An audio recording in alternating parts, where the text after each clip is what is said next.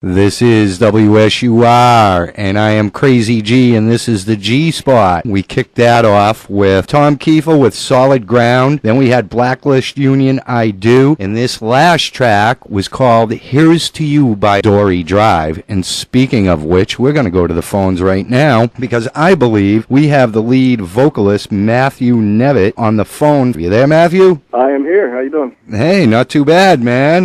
Welcome to the G Spot, and how are things going? Well, man. Well, we just got finished with our sound check here in Birmingham, Alabama for tonight's show, and we're getting ready to relax. Very cool. How about telling us the story behind DoryDrive and how the band came about? All right. Well, basically, I'm going to make that real short because it is a long story.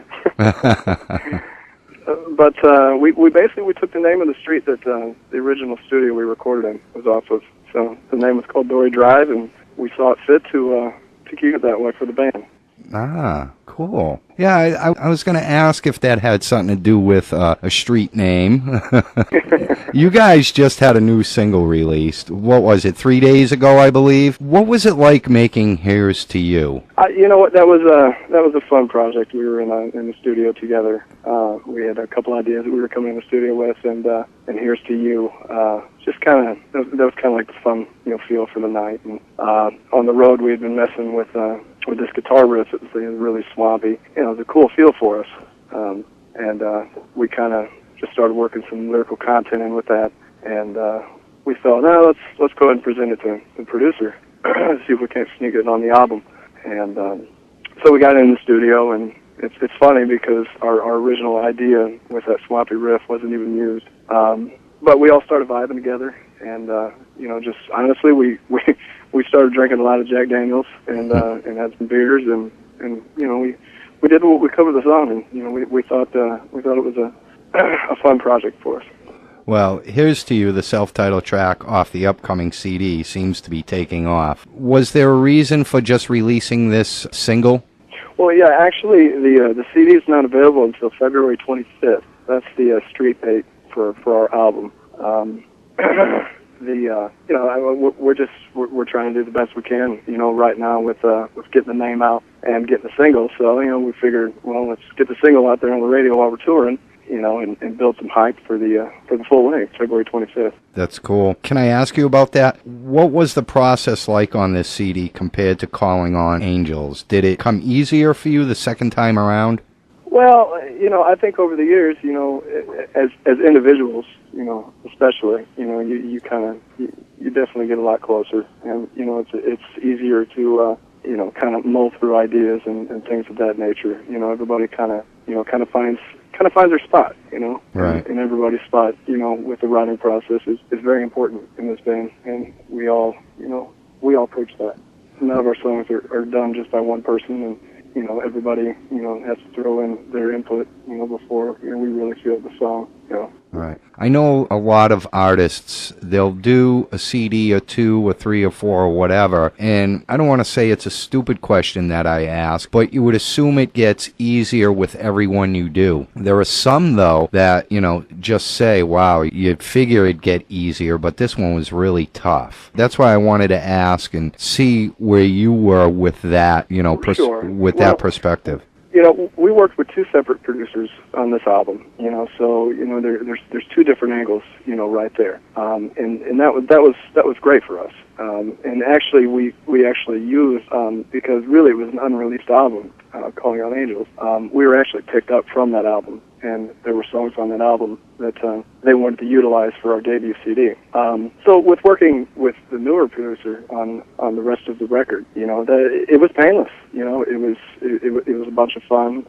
There was a lot of new ideas flying around, and I think really there was just a lot of excitement that kept everybody, in a positive mode. So I mean, you can go back and forth. I mean, you can be writing a song and you fly through it, 45 minutes, and you have the skeleton, and you have those other songs, where it takes you 2 days, 2 weeks, 2 months, to really figure out where the direction of it should be going, so. But I mean, and I'm not trying to take away from it or anything, but it must really be fun to try to, as frustrating as it could be if it took 2 months compared to, 2 hours, it must be just as gratifying when you finally get that and get to that Absolutely. point, Oh, yeah, you forget all the negativity. Once you have it down, you know, and, you know, everybody's, you know, bobbing their head and, you know, really showing the appreciation, you know, towards what's happening. You know you have it. You forget about all that. What can the fans expect from the rest of the CD? Here's to you. You know, we really tried, you know, to focus on what we believe is working in today's music industry. Whether that be, you know, in the active rock realm, country, you know, or even pop. You know, there's something that you can learn and take from everything that you listen to here. And, you know, really, it's an infusion of all that. I mean, it's an infusion of everything that has inspired us through what we've heard, you know, in the past 3 years. Well, it's definitely upbeat. There was one that I liked, and I believe that was off of Calling on Angels, and that was Paramore, and I'm going to be playing that in a little bit, but we did play Here's to You, and I got to tell you, it's very, I don't want to use the word catchy, but it really is. You can kind of get into it, you know what I mean? And that... Oh, sure. And that, I believe, is the end goal for any artist, as long as the people are getting into it. Absolutely. You guys must be excited for this release. Are there any cool stories you might have had while making this CD? I don't think anything out of the ordinary. You know, we were set up pretty well. You know, really, we just took it day by day, you know, and together being on the road, you know, so much as well. You know, it's easy for us, and we enjoy it. You know, so if there's any crazy story, I don't think so. I mean, there's a crazy story probably every night because, you know, everybody enjoys a little bit of booze here and there, and, you know, so be it. But we're a rock and roll band. Yeah, no, that's what it's about, man. Is there anything you want to say to the fans of DoryDrive? You know what? I just to keep supporting us. You know, we appreciate everything everyone's done thus far. You know, we're really excited. You know, to continue our growth, you know, but, you know, there's just that thing, you know, you're never going to forget about, you know, how you started or who you started with, you know, so for those fans who stuck with us, you know, for the last 3.5 years through thick and thin, you know, that's the biggest thing that, you know, anybody could ever do for you as an artist, you know, so well, that's my message. As long as the fans stick by and they keep giving you the love, that's all that matters, man. That's all we want. You're on tour right now. What has it been like, and how fulfilling has it been for you guys? We've been out for. We took off some time for Christmas and New Year's, and we got right back on the road. I think on the 8th of January. So we've been out since then. You know, it's really gratifying, you know, to see some of the reports come in from our promotions company, you know, letting us know what's going on with the single and, you know, the record, and, you know, there are a lot of other things, you know, that I can't really mention right now happening, but, you know, it's an exciting time for us. You know, the shows have been great thus far. We're looking at tonight in Birmingham and tomorrow in Montgomery. We're looking forward to some good shows and just continuing to do what we feel we do best. That's outstanding. One of the questions I have is, what can the fans expect from a DoryDrive show? You know, if you're familiar with our music, you might not know what you'd be getting into, and I kind of like that question. But we're very high energy and edgy band.